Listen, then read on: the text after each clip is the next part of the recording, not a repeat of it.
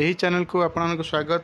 ଏହି ଭିଡ଼ିଓରେ ମୁଁ ଆପଣଙ୍କୁ Odisha subordinate staff selection commission ତରଫରୁ ଆସିଥିବା ନୋଟିସ୍ ବିଷୟରେ ଡିଟେଲ୍ସ କହିବି। ଦେଖନ୍ତୁ, ଗୋଟେ ନୋଟିସ୍ ଆସିଛି 30 ଏପ୍ରିଲ 2024।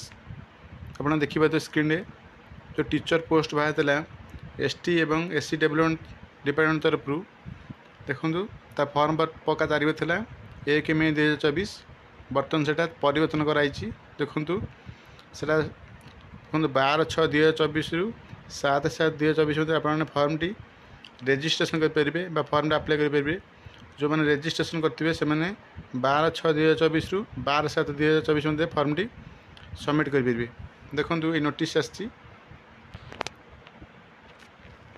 ଏ ଥିଲା Odisha subordinate staff selection commission ତରଫରୁ ଆସିଥିବା ନୋଟିସ୍ ବିଷୟରେ ଡିଟେଲ୍ସ। ଯଦି ପ୍ରଥମ କରି ଆପଣ ଏଇ ଚ୍ୟାନେଲଟି ଦେଖୁଛନ୍ତି, ଚ୍ୟାନେଲଟି ସବସ୍କ୍ରାଇବ୍ କରିନଥିଲେ ସବସ୍କ୍ରାଇବ୍ କରନ୍ତୁ। ସବସ୍କ୍ରାଇବ୍ କଲେ ଅନ୍ ନୋଟିଫିକେସନ୍ ଅନ୍ କରନ୍ତୁ, ଯାହାଦ୍ୱାରା ଏହି ଚ୍ୟାନେଲ ଯେଉଁ ଇନଫର୍ମେସନ୍ ଦିଆଯାଉଛି ଆପଣଙ୍କ ପାଖରେ ପ୍ରଥମେ ପହଞ୍ଚିପାରିବ। ଭିଡ଼ିଓଟିକୁ ଲାଇକ୍ ମଧ୍ୟ କରନ୍ତୁ। Thank you.